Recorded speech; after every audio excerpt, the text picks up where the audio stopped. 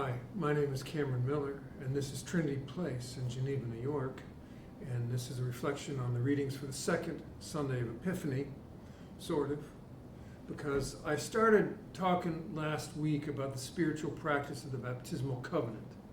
And I'm going to carry on with that, but with its connotation, not its denotation, by which I mean that rather than ticking down the list and picking through the tartar between every literal word of the five promises, I'm going to pull at all the pieces and the themes and the wisdoms, which would be like pulling apart monkey bread.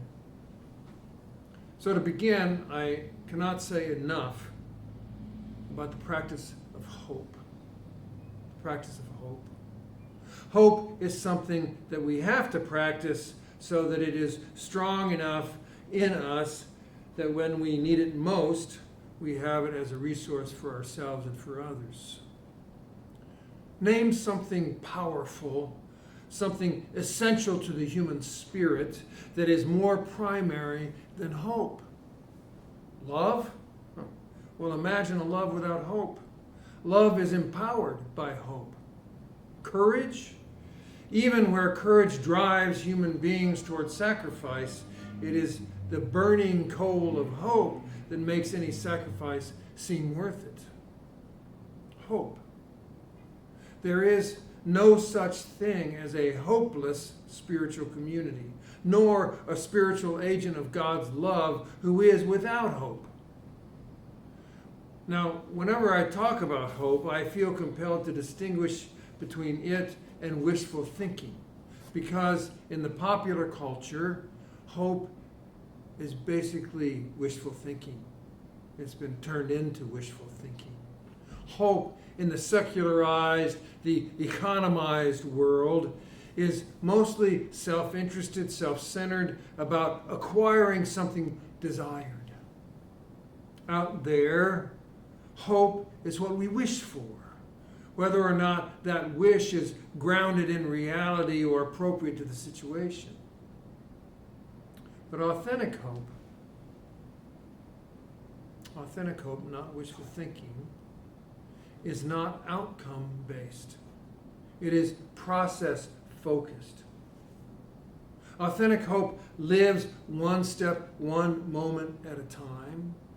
It cares about and gives attention to the means because it knows that the end is beyond our control. Authentic hope is not grounded in an outcome that is good for us personally, but rather whatever is of God. Authentic hope remains conscious of the fact that whatever the outcome, even if it's not good for us personally, will have the sacred written on it. Now, the consequence of practicing the five promises of the baptismal covenant is a grounding and a rootedness in this kind of authentic hope. For example, the first promise is basically to continue in the wisdom and community that began around the table of Jesus. I told you, connotation, not denotation. Hope, as it is practiced out there in the culture of economics, would say that the hope of any church, for instance, must be to grow, must be to get big, must be to have big, huge buildings, mega programs to attract people and contributions and get them all to become adherents of a particular doctrine and dogma. By the nature of that hope, we can see where much of Christianity and churches have gone wrong. To continue in the wisdom and community that began around a table that Jesus hosted. To continue in the wisdom and community that began around a table that Jesus hosted has nothing to do with numbers or income, and everything to do with the invitation that is made and the hospitality that is offered. The invitation that's made and the hospitality that is offered. You see, process-focused, not outcome-driven. So, for example, we cannot make our spiritual community or any spiritual community racially, ethnically, gender, or age diverse. We can't make it. We cannot make diversity. But we can pay attention to how inclusive we are to those who walk in. And we can pay attention to how inclusive our hospitality is when we gather and by what we do and do not do. The outcome is not ours to control, but the process is. The table fellowship that Jesus hosted led to his death, but it continued and it became something worldwide and continuous across time. Even he did not control the outcome. He only initiated the process. Now, this might rub some of you the wrong way, but much of what we know and see as Christianity in our world, and including the Episcopal Church, is capitalist Christianity. That's not as much of a dig against capitalism as it is a prophetic critique of Christianity. A Christianity that has become about outcomes, personal rewards, and success is measured by people, money, and buildings.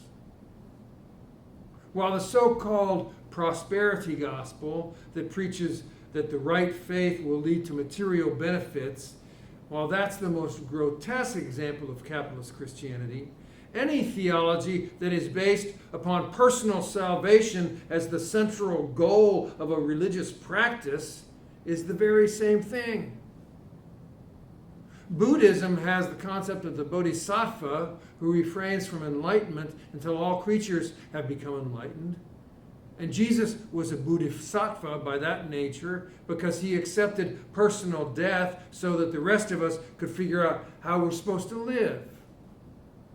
Imagine a gospel if Jesus had said, "Oh, heck no," when they came to get him for the cross, and he flew off and left the shocked, dumb-faced soldiers holding the cross. But that's not what happened. Something about accepting death on the cross as the victim of state-sponsored violence, capital punishment, was the practice of hope for Jesus. Now, that's not to say that we can only practice hope via self-destruction, but it does hint that authentic hope does not hinge on our personal outcomes. I've already made this more complicated than it needs to be. The first promise of our baptismal covenant is to continue in the wisdom and community that began around a table that Jesus hosted, period. Jesus continued just for us to continue exploring the wisdom, continue nurturing the community, continue gathering around the open table in the ways that Jesus did, and be expectant. Just do that. Hope.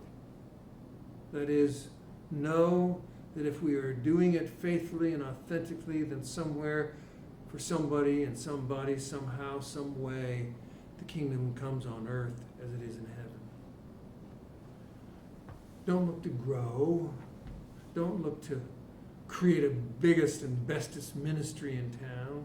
Don't try to have the most beautiful liturgy. Don't build the most elegant music program. Don't insist on getting the so-called influencers and social elite, or conversely attracting the most magnificently diverse.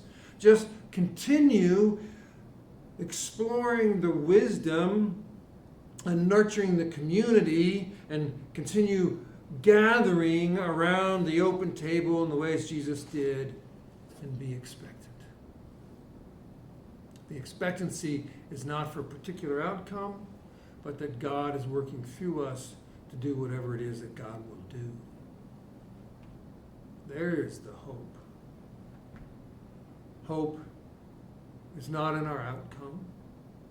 Hope is not in our control. Hope is not something that we even know to desire.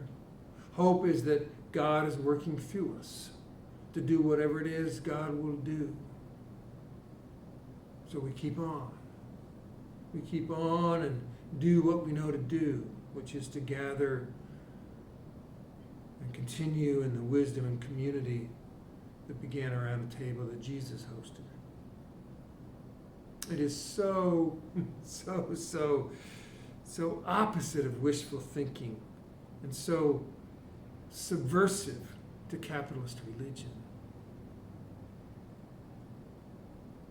Now, there are 4 other promises inherent in our baptism, and I'll get to those in a similar way over the next few weeks, but it begins here by just continuing to explore the wisdom, continuing to nurture the community, continuing to gather around an open table in the ways that Jesus did.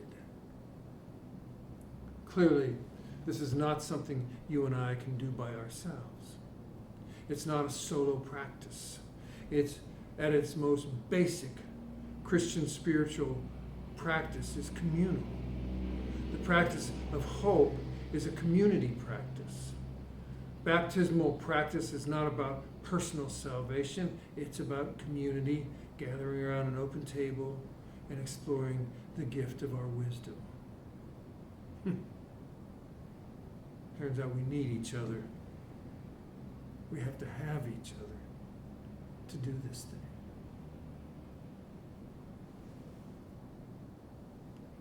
Peace be with you.